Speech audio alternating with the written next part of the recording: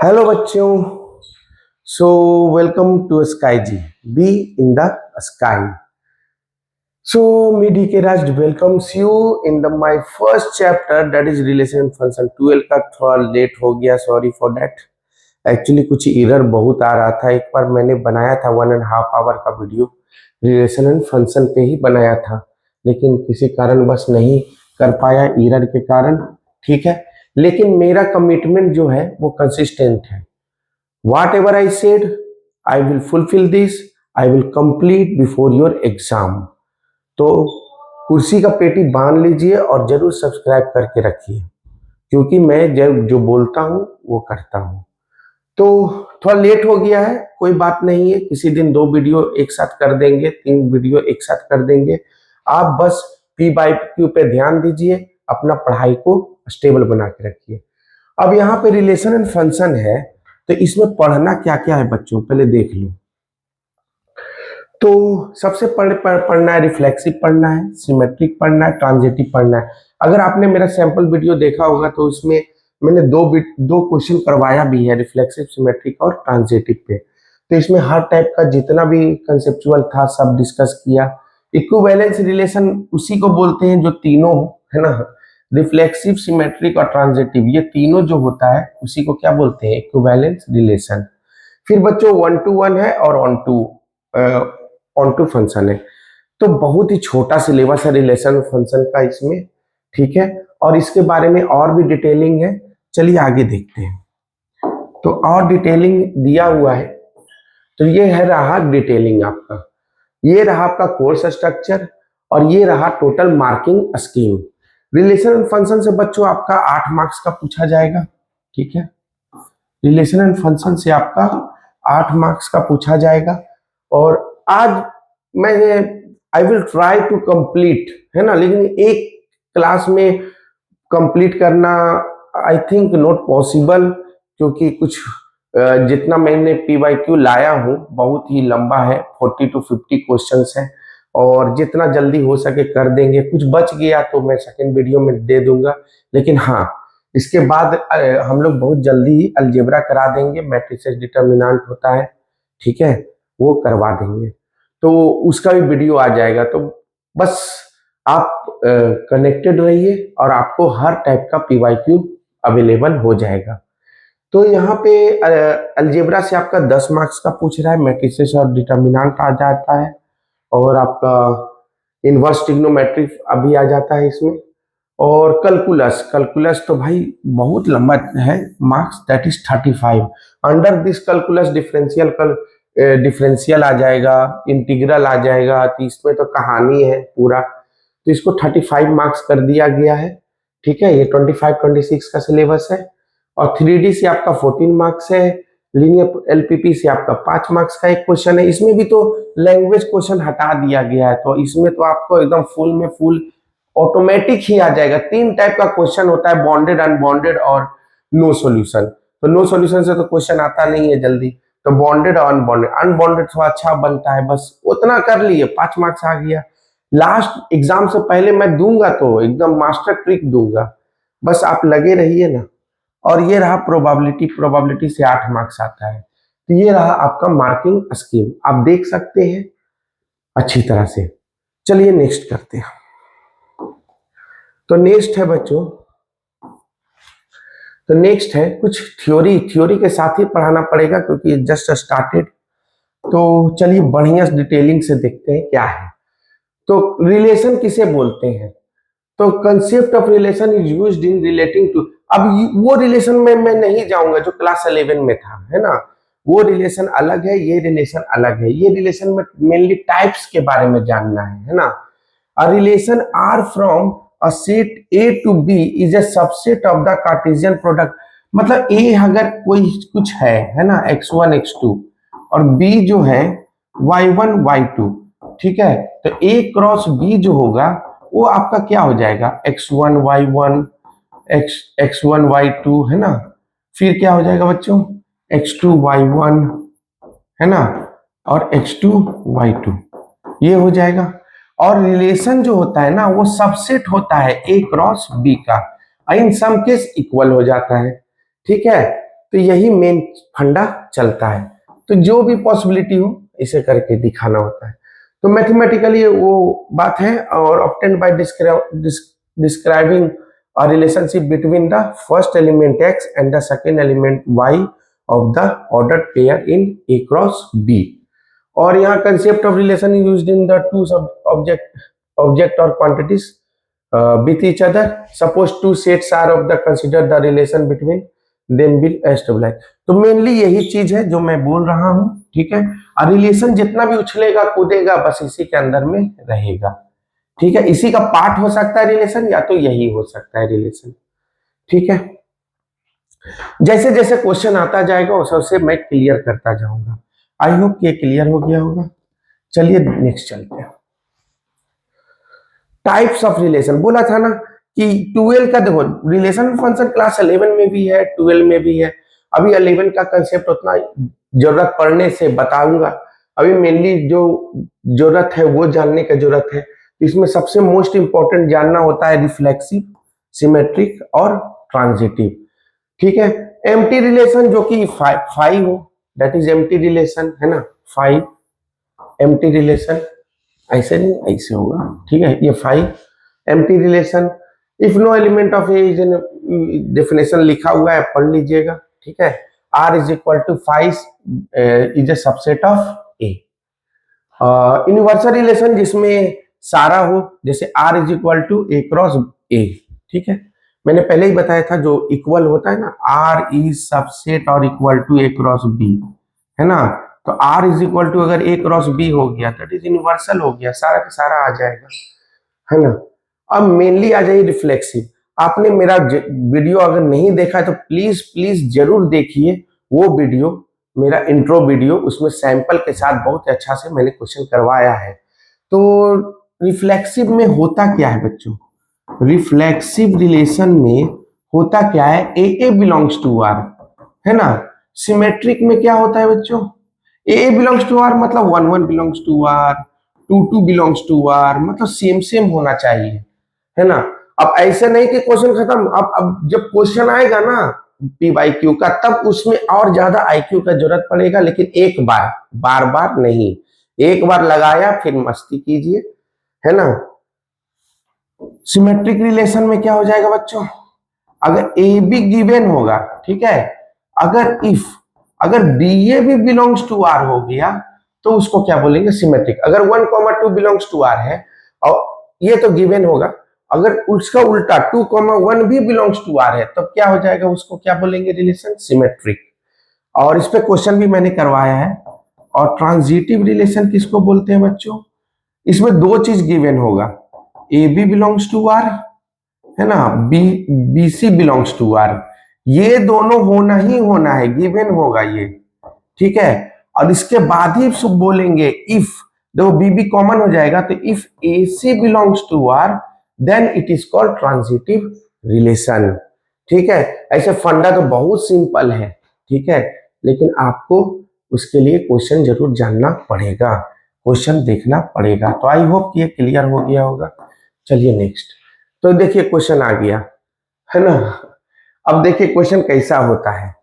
तो let R be a relation in the set N given by R A B such that, देखो यहाँ main heart यही है, sorry, तो यहाँ पे मेन हार्ट कौन है बेटा, यही है, A is equal to B minus two, A is equal to B minus two, यही मेन हार्ट है। जहां बोल रहा है B जो है ग्रेटर देन 6 है।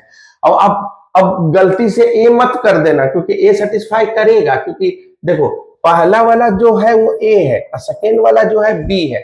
तो अगर तुम B का वैल्यू 4 रखोगे तो A का वैल्यू 2 आ जाएगा, तो ये तो पहला सही हो गया 2,4। लेकिन अकॉर्डिंग टू कंडीशन क्या होगा, गलत हो जाएगा, क्योंकि B का वैल्यू 4 रख ही नहीं सकते। B का वैल्यू कितना रख सकते हैं, 6 रख सकते हैं, 6 से ग्रेटर रख सकते हैं, तो वही मार खा जाओगे। इसलिए कभी भी ऑप्शन को एक नहीं 2 बार जरूर देखना। 3,8, अगर 8 B का वैल्यू अगर 8 रखोगे तो A का वैल्यू कितना आ जाएगा, 8 माइनस 2 6, तो ये तो गलत हो गया। 6,8, अगर B का वैल्यू अगर मैं 8 रखूं और तो एक कितना आ जाएगा, ए का वैल्यू 6, तो ऑप्शन नंबर सी सही है।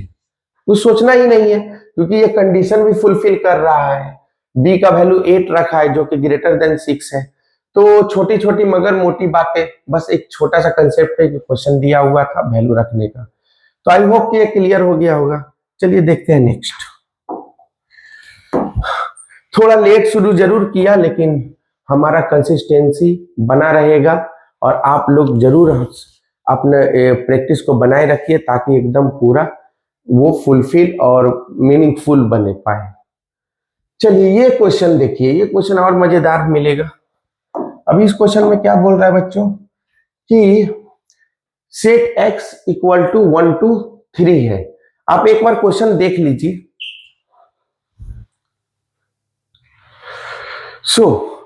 तो यहां पे आप देख सकते हैं x देखिए, जितना भी ये क्वेश्चन जितना चल रहा है ना सब रिलेशन का ही चल रहा है। मैंने क्या किया ना, दो पार्ट में डिवाइड कर दिया, रिलेशन का थोड़ा अलग कर दिया ताकि आपको अच्छी तरह से समझ में आए, और फंक्शन का थोड़ा अलग कर दिया। आज मैं क्या करूंगा, रिलेशन दिखाऊंगा, थोड़ा फंक्शन दिखाऊंगा। आप कंसेप्ट देखिए, वीडियो आज देख लीजिए, और उसके बाद फिर हम लोग करेंगे हंगामा। हंगामा बोलिए या करेंगे ऑपरेशन, ठीक है, एक्सप्रेस बुलेट ट्रेन। तो चलिए शुरू करते हैं। तो यहाँ पे देखिए x का जो है 1 to 3 है ना। थोड़ा कंसेप्चुअल होता है रिलेशन फंक्शन, समझ गए, हार्ड नहीं होता है, थोड़ा कंसेप्चुअल होता है। हार्ड तो बोलो ही मत, रिलेशन एंड फंक्शन, ठीक है। अब बोल रहा है कि डिफाइंड एज x 1 3 2 2 3 2, ठीक है।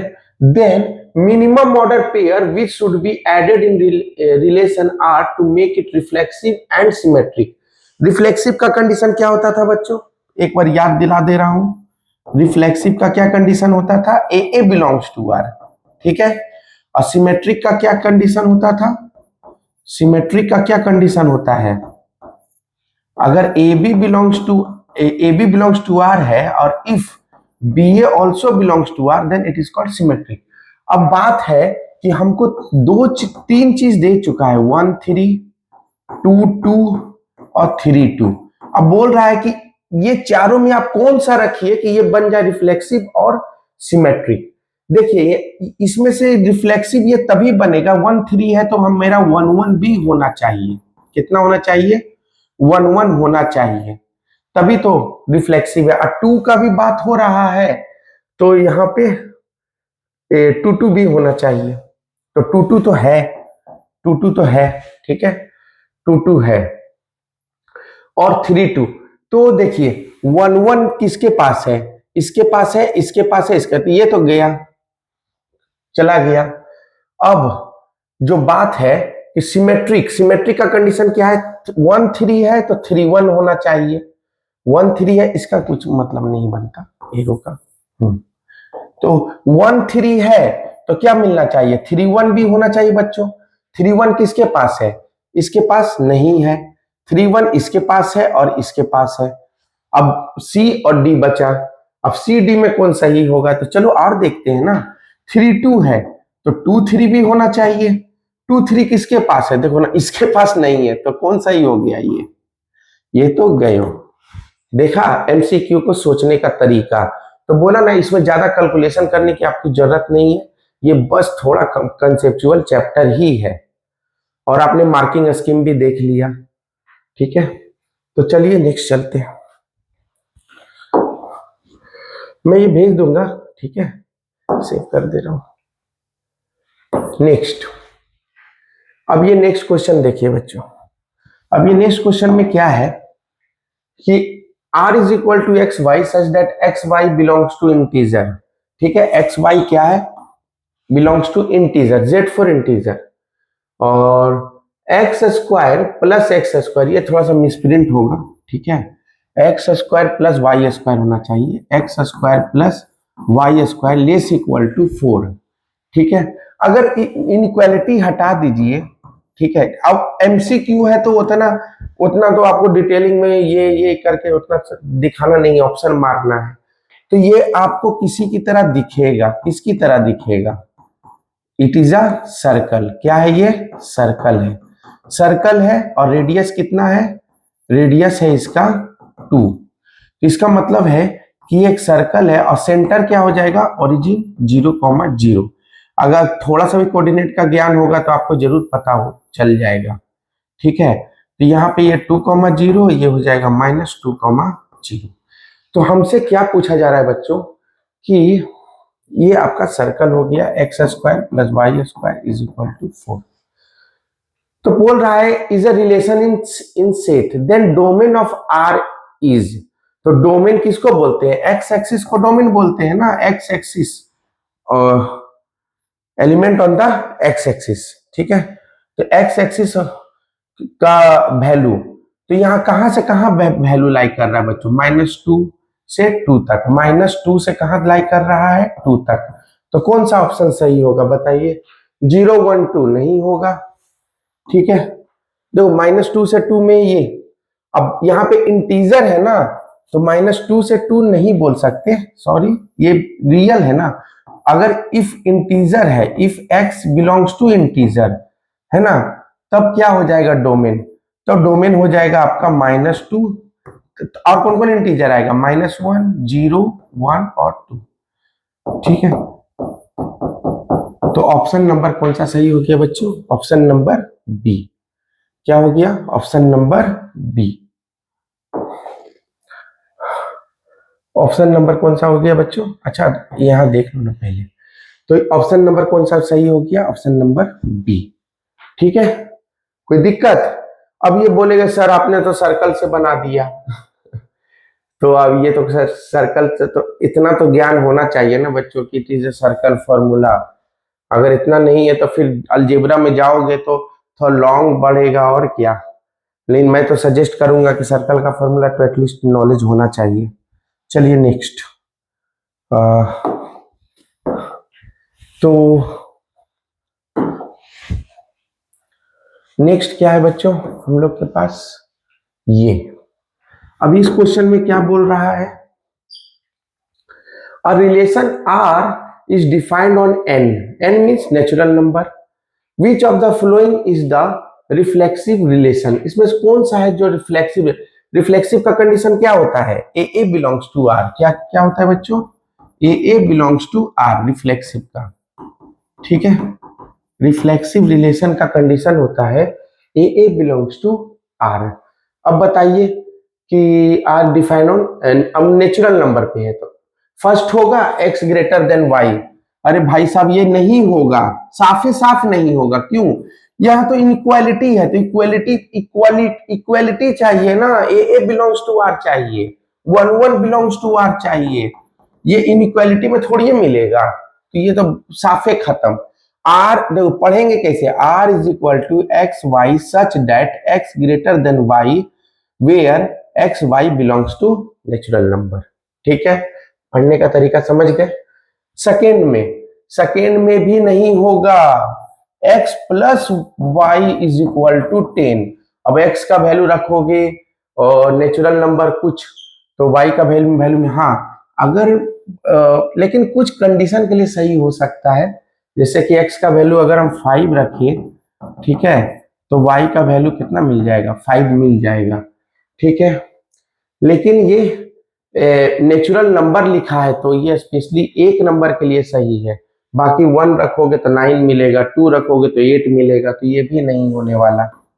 ठीक है, C X Y J square number, हाँ क्योंकि ये भी नहीं होने वाला, क्योंकि x plus 4y is equal to 10, तो ये और ये तो सेम ही है, तो ये भी नहीं होने वाला। तो ऑप्शन नंबर कौन सा सही हो गया, सी। अब कैसे सही हो गया, तो x y is the square number, तो एक्स वाई स्क्वायर नंबर है तो 1, 1 भी रखोगे तो भी ठीक है, 2, 2 भी रखोगे तो भी ठीक है, 3, 3 भी रखोगे तो भी ठीक है। बात समझ में आया। तो छोटी छोटी मगर मोटी बातें, थोड़ा कंसेप्चुअल क्वेश्चन होता है, तो आई होप कि आपको पता चल गया होगा कैसे सोचते हैं। तो ऑप्शन नंबर सी। चलिए नेक्स्ट चलते हैं। नेक्स्ट है बच्चों, देख सिर्फ रिलेशन से दे रहा हूं ताकि रिलेशन का कंसेप्ट क्या हो जाए, क्लियर हो जाए। The number of equivalence relation in the set 1 to 3 containing the element 1, 2 and 2, 1 कितना होगा। अब देखिए 1 2 3 आपको पिटारा में दे दिया, कितना दे दिया, 1 2 3 पिटारा में दे दिया कि चलिए आपके पास 1 2 3 है, ठीक है, 1 2 3 है, और मैंने क्या किया 1,2 दे दिया और 2,1 दे दिया। तो आप इससे कितना इक्विवेलेंस रिलेशन बना सकते हैं? तो एक तो बना सकते हैं कि हम एक बार इसमें 1 1 ऐड कर दें, ठीक है, तो 1 1 ऐड कर देंगे। इक्विवेलेंस बनाना है मतलब ट्रांजिटिव भी बनाना है, तो ट्रांजिटिव का कंडीशन तो बता ही दिया था, सिमेट्रिक का भी बता दिया, रिफ्लेक्सिव का भी बता दिया, ए बिलोंग्स टू आर, और ए बी होता है तो बी ए भी होना चाहिए सिमेट्रिक में, और ट्रांजिटिव में, ट्रांजिटिव का एक बार लिख लो ताकि ट्रांजिटिव दिमाग में रहे, ठीक है। अगर ए बी है बिलोंग्स टू आर और बी सी भी है बिलोंग्स टू आर, ये गिवन होना चाहिए ये दोनों, तो इफ ए सी भी अगर बिलोंग्स टू आर होता है तो it is called transitive relation. तो यहाँ ट्रांजिटिव है, तो चलिए 1 2 3 का हेल्प से बनाना है ना, तो 1 2 हो गया, 2 1 हो गया, 1 1 हो गया, ठीक है, एक 3 3 डाल दो,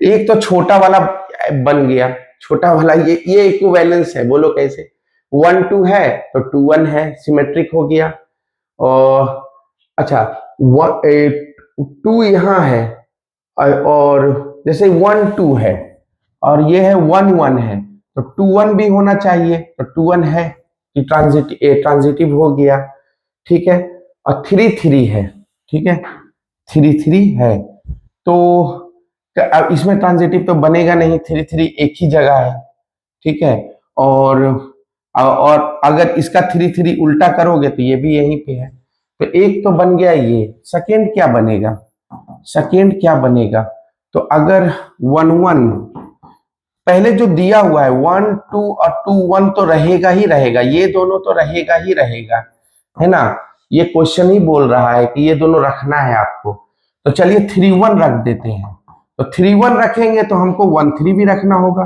फॉर सिमेट्रिक करने के लिए, ठीक है। अब ट्रांजिटिव में कहीं घपला नहीं ना हो रहा है, देख लेते हैं, 1 1 और 1 3, तो 1 3 है ना, 1 3 तो खुद ही है, हो गया ट्रांजिटिव, और कहीं और तो कहीं हो नहीं रहा है, हाँ 2 यहाँ है, ठीक है, तो हो गया, 2 यहाँ है बस, और तो कहीं 2 है नहीं, और क्या इसमें करना पड़ेगा बच्चों, यहाँ पे कुछ तो होगा, 2 3, अगर मैं 2 3 देना पड़ेगा, देख लो 2 3 देना पड़ेगा, 1 1 हो गया, यहाँ पे रिफ्लेक्सिव करना है ना, तो 3 रखे हो तो 3 3 तो देना पड़ेगा ना, और 3 3 दे दिए तो फिर कहानी शुरू हो गया, क्योंकि 3 1 है और 3 3 है, तो इसका मतलब 1 3 भी होना चाहिए, 1 3 है हमारे पास, हाँ है, तो 1 3, तो इसमें कोई दिक्कत नहीं है, और कुछ, और इसमें कोई दिक्कत परेशानी, तो और तो कोई परेशानी यहाँ पे नहीं है, 2 3 अगर आप दीजिएगा, 2 3 भी आप डाल सकते हैं, अगर 2 3 डाल दीजिएगा तो 2 यहाँ हो गया, 2 यहाँ हो गया, ठीक है, तो 1 3 भी होना चाहिए, तो 1 3 है, ठीक है, और बस, तो 2 ही पेयर पॉसिबल है, तो कितना हो गया नंबर ऑफ कंडीशन 2, तो थोड़ा कंसेप्चुअल होता है, ठीक है, रिलेशन एंड फंक्शन, तो आई होप कि आपको समझ में आ गया होगा how to solve it.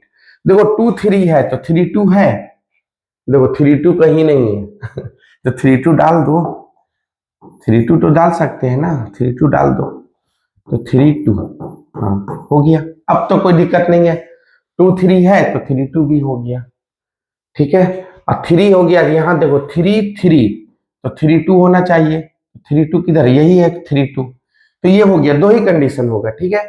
I hope कि ये क्लियर हो गया होगा, कंसेप्चुअल है थोड़ा लेकिन अच्छा है, एक बार जान लो तो फिर तो मजा ही मजा है, ठीक है। चलिए नेक्स्ट चलते हैं,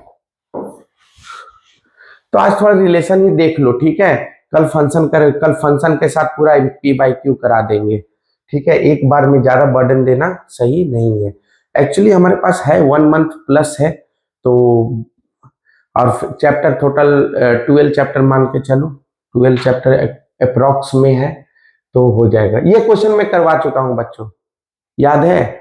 अगर आपने मेरा वीडियो देखा होगा ये इंट्रो वीडियो, तो उसमें मैंने बताया था y p by q is important. वहां में मैंने बताया था कि इस टाइप का क्वेश्चन आपको एनसीईआरटी में नहीं मिलता है और अच्छा अच्छा बुक में भी नहीं मिलता है। पी बाई क्यू का क्वेश्चन अपना ही बनाया हुआ होता है। मैं यहाँ जेन्युइन काम करने आया हूँ, ना किसी को इम्प्रेस करने आया हूँ, ना यहाँ मैं किसी को इंटरटेन करने आया हूँ। मेरे को जेन्युइन काम करने आया हूँ, क्योंकि ताकि जेन्युइन स्टूडेंट मिल सके। तो ये क्वेश्चन करवा चुका हूँ, आप वहां जाके देख लीजिए। हम टाइम वेस्ट हम लोग नहीं करेंगे। अब देखिए फंक्शन आ गया, ठीक है? तो चलिए थोड़ा फंक्शन भी देख लेते हैं। थोड़ा थोड़ा दोनों थ्योरी देख के रखेंगे तभी तो बुलेट ट्रेन चलाएंगे। तो बुलेट ट्रेन चलाने के लिए फंक्शन भी देख लेते हैं ताकि दोनों कंसेप्ट क्लियर रहे। अब यहाँ पे क्वेश्चन आता है what is function. What is function? तो two non empty set X and Y. Non empty set मतलब खाली नहीं रहना चाहिए, ठीक है? कुछ ना कुछ क्या होना चाहिए, भरा हुआ होना चाहिए, ठीक है? And any rule F, any rule F, कोई भी रूल एफ होगा, मतलब मान के चलो कोई भी जोड़ा होगा ना, y equal to x square ही मान लो, है ना? कोई भी फंक्शन होगा ना दोनों को जोड़ने के लिए, एक्स स्क्वायर होगा, मॉडुलस होगा, ग्रेटेस्ट इंटीजर होगा, सिग्नम होगा, कुछ तो होगा दोनों को कनेक्ट करने के लिए, ठीक है? तो उसके बाद each element of set x connect with one and only element of set Y.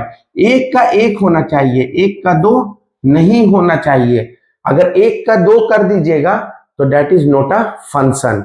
जैसे कि फंक्शन एफ डिफाइन, इसमें तो फंक्शन एफ डिफाइन है, ठीक है? लेकिन अगर आप ये कर दीजिएगा तो गड़बड़ है।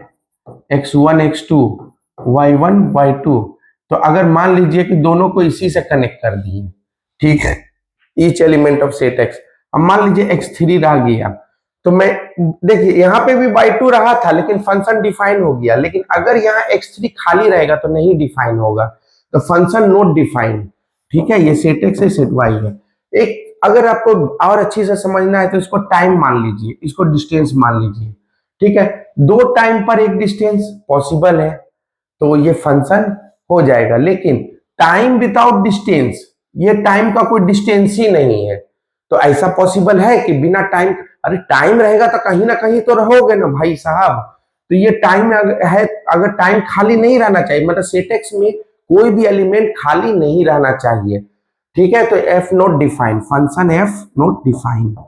ये क्लास 11 का पार्ट है, ठीक है? वहाँ बहुत अच्छी तरह से इलेबोरेट करके बताया जाता है, ठीक है? हम लोग का क्रैश कोर्स है तो 11 का पार्ट कुछ जानने हुए होंगे, बहुत सारा मैं बता रहा हूँ और पी बाई क्यू आने पे और भी बताता जाऊंगा, ठीक है?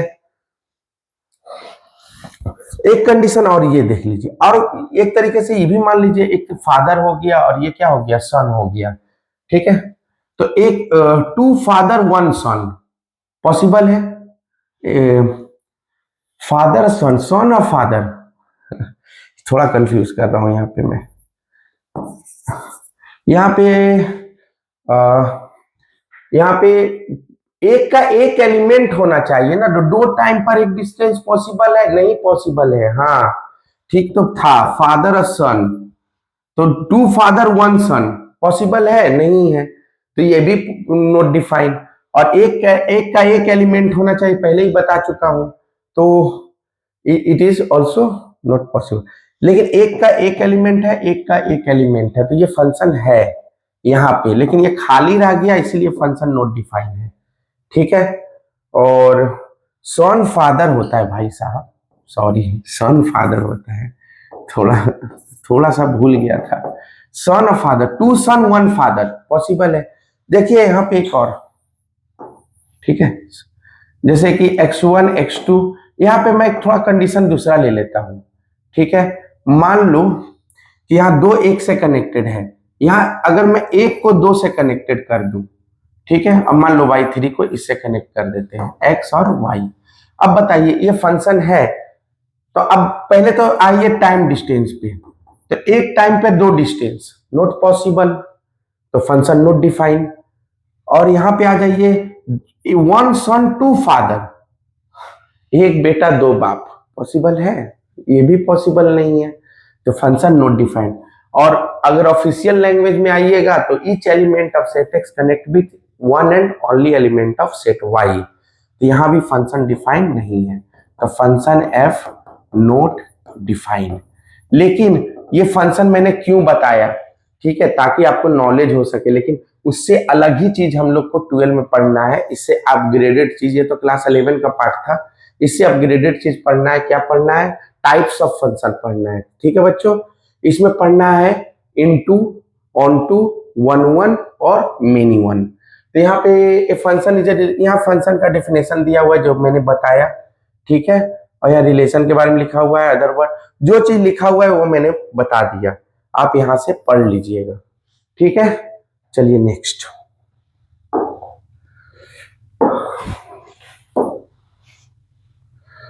हाँ, अब आ गया टाइप्स ऑफ फंक्शन।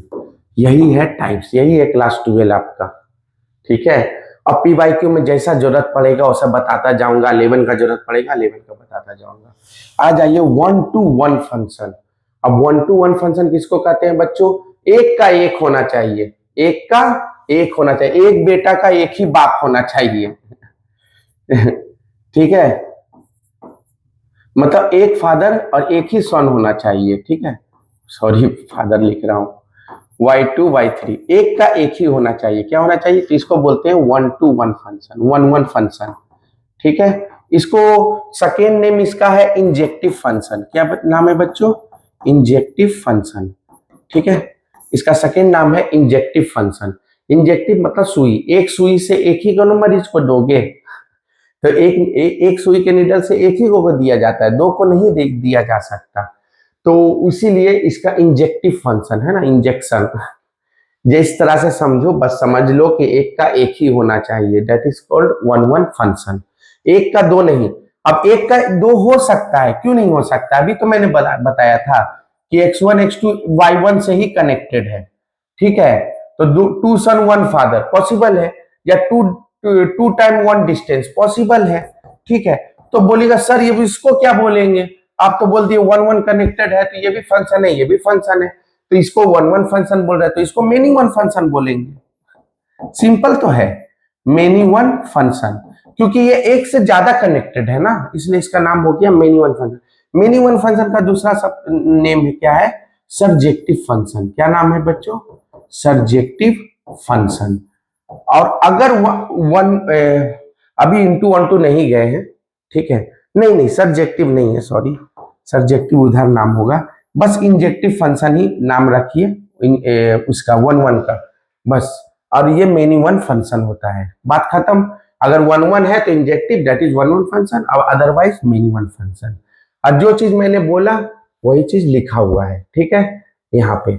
और यहाँ पे एक चीज और है, ऑन टू फंक्शन लिखा हुआ है, तो ऑन टू फंक्शन का डेफिनेशन यही लिखा हुआ है, तो चलिए यही डिस्कस कर लेते हैं, ठीक है। ऑन टू फंक्शन क्या होता है?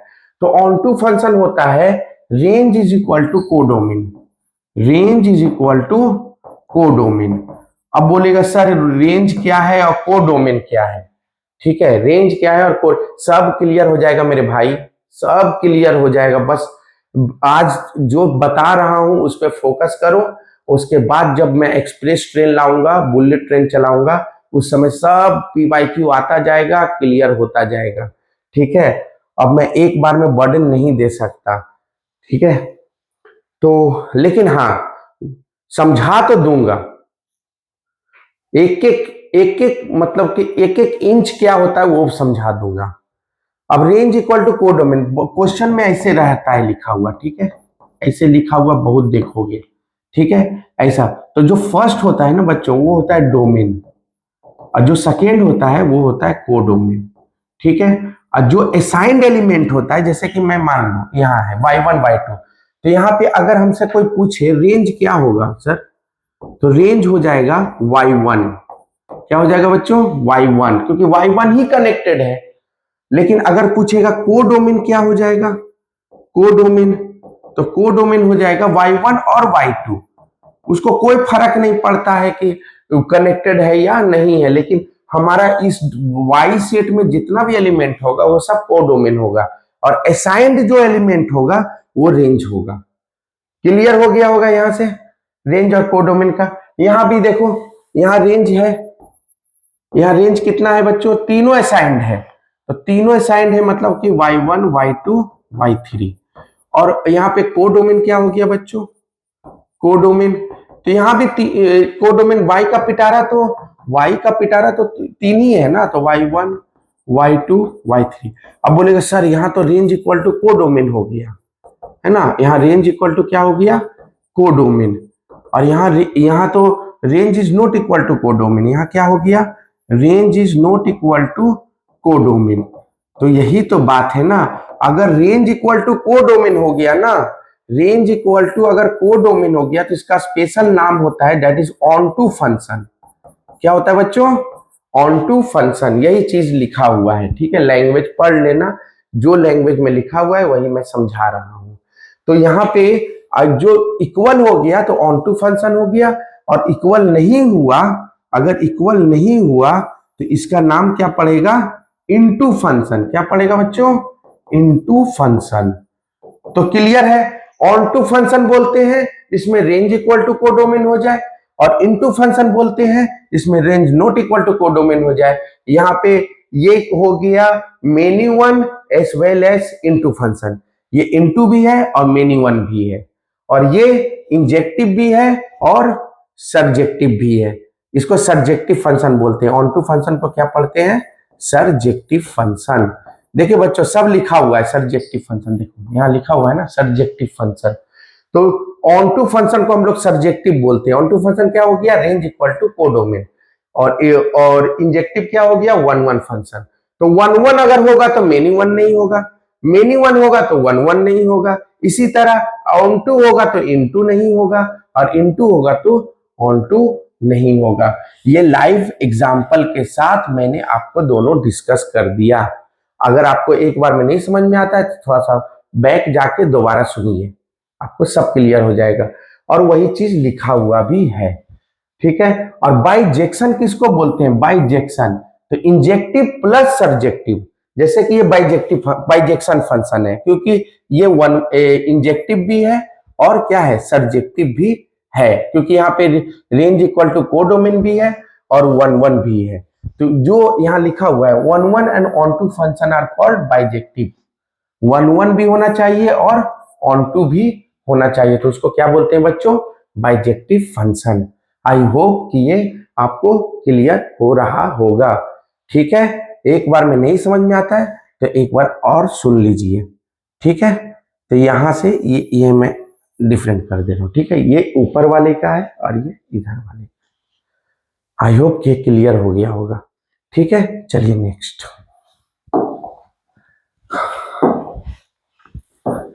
अब आप लोग मिशन में जा रहे हैं तो थोड़ा सा एक दो क्वेश्चन ये भी देख लीजिए, ठीक है। और be ready for the next day for bullet train. एकदम बुलेट चलाना है, तो देरी से थोड़ा एरर के कारण थोड़ा लग गया टाइम, लेकिन don't worry, I am with you. और मेरा बस एक ही चीज असूल है, कंसिस्टेंसी। एक बार मैंने बस स्टार्ट किया तो एकदम टाइम पे ही खत्म होगा, ठीक है। अब ये क्वेश्चन देखिए, ये क्वेश्चन से आपको क्लियर हो जाएगा। लेट आर प्लस मतलब होता है पॉजिटिव रियल नंबर, ठीक है। क्या होता है, पॉजिटिव रियल नंबर। तो R plus denote the set of all non negative real numbers, then the function R plus tends to R plus defined as, देखो सारा हट यहीं पे है, f of x is equal to x square plus one is, बताओ ये क्या होगा।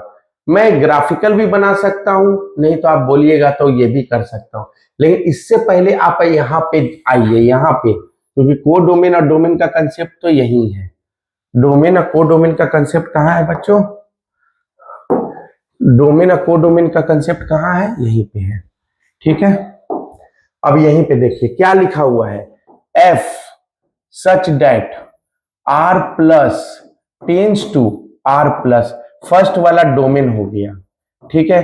डोमेन कहां से कहां जा रहा है बच्चों, जीरो से इंफिनिटी, जीरो से इंफिनिटी।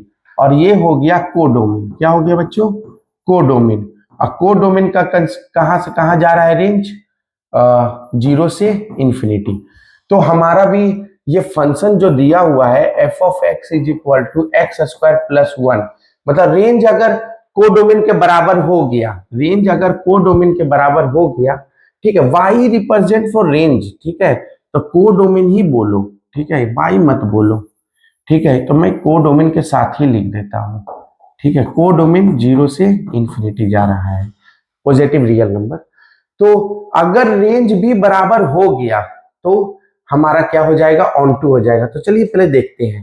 तो सबसे पहले तो एक्स स्क्वायर है, तो वी नो डेट, है ना, x square greater equal to 0, ठीक है, अब दोनों साइड प्लस वन कर दो, ठीक है, तो अब एक्स स्क्वायर प्लस 1 को हम लोग वाई बोल सकते हैं ना, एफ ऑफ एक्स मतलब वाई ही हुआ, तो y ग्रेटर इक्वल टू 1।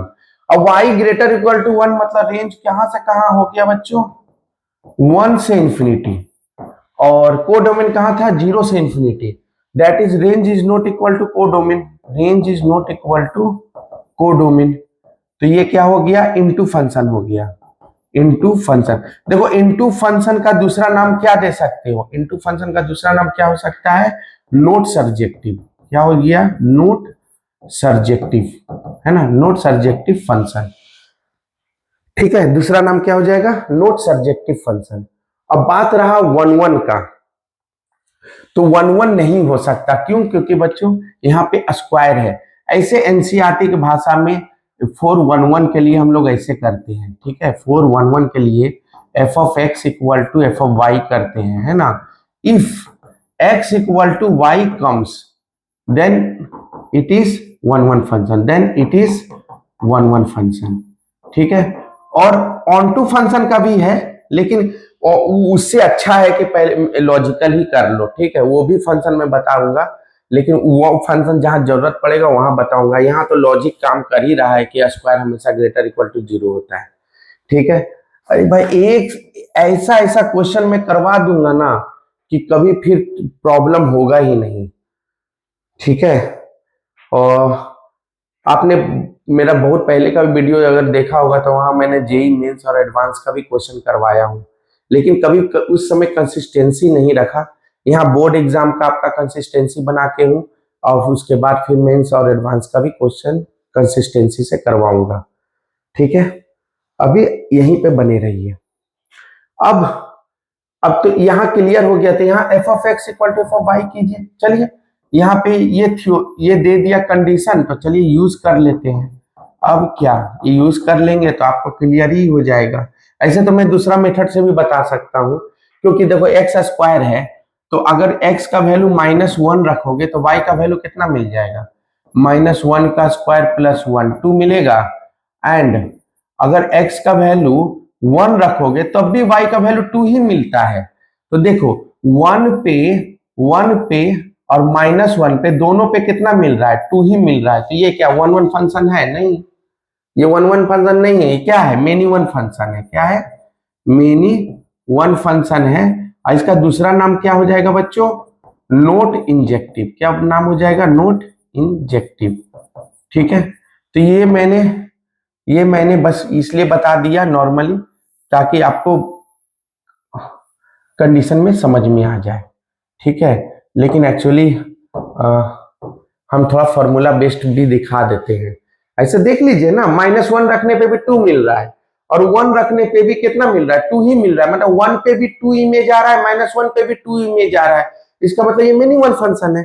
अभी जैसे डिटेलिंग जैसे मैंने दिखाया था, तो ये साफे साफ हो गया। अब एमसीक्यू है, तो कोई देखने नहीं जा रहा है कि ये मेथड अप्लाई कर रहे हो कि ये मेथड अप्लाई कर रहे हो। लेकिन अभी तो मैं तुमको टीचिंग पर्पस में हूँ, अभी तो पहले समझाने के पर्पस में हूँ, इसलिए मेरे को हर चीज समझाना पहले जरूरी है। तो चलो देखते हैं। F of x what is function, what ever you put the input you will get the output.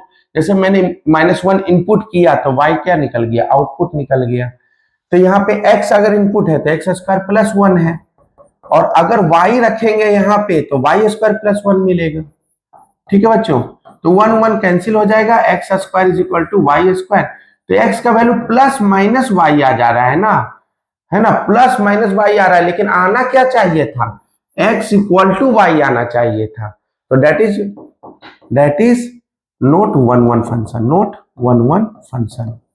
Note one one function मतलब नोट इंजेक्टिव, है ना, बहुत सारा नाम हो जाता है यार, समझ गए। यही तो मतलब मौका मिल जाता है बोर्ड एग्जाम, बोर्ड वालों को क्वेश्चन बनाने का। नोट इंजेक्टिव, वन वन का है नोट इंजेक्टिव, और इसका दूसरा नाम हो गया मेनी वन, है ना। तो एक ही वन वैल्यू को तीन तरीके से लिखा जा रहा है, तो उसी में तुम लोग को कंफ्यूज ना कर दे। तो यहाँ पे कौन सा ऑप्शन सही होगा बच्चों, बताओ। One one but not onto, one one होगा लेकिन ऑन टू नहीं होगा। तो यहाँ पे तो भाई साहब वन वन है ही नहीं, तो ऑप्शन नंबर एक गलत हो गया। Onto but not one one, onto भी तो नहीं है, कहाँ है ऑन टू, तो ऑन टू भी तो नहीं है। Both one one and onto, ये भी नहीं है, neither one one nor onto, ये सही है, ठीक है ना। ये वन वन है नोर ऑन टू है। आई होप कि आपको थ्योरी और एग्जाम्पल देने से आपको सब क्लियर हो गया होगा। तो हम लोग नेक्स्ट क्लास में हम लोग क्या करेंगे, प्रॉब्लम प्रैक्टिस करेंगे, ठीक है।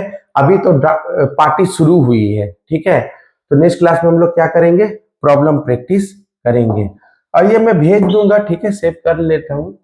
और जिसको जो भी दिक्कत हो वो एक क्वेश्चन और देख लेते हैं, ठीक है, एक क्वेश्चन और देख लेते हैं तो अच्छा हो जाएगा। तो ए जो है, आप ये वीडियो जरूर देख के रखिएगा, ताकि जब बुलेट ट्रेन चले तो आप ट्रेन के अंदर हो, ट्रेन के बाहर ना हो ट्रेन के अंदर हो। तो ए का वैल्यू ए दिया हुआ है 1 2 3 4, a relation R in the set A is given by this, इतना सारा चीज दिया हुआ है।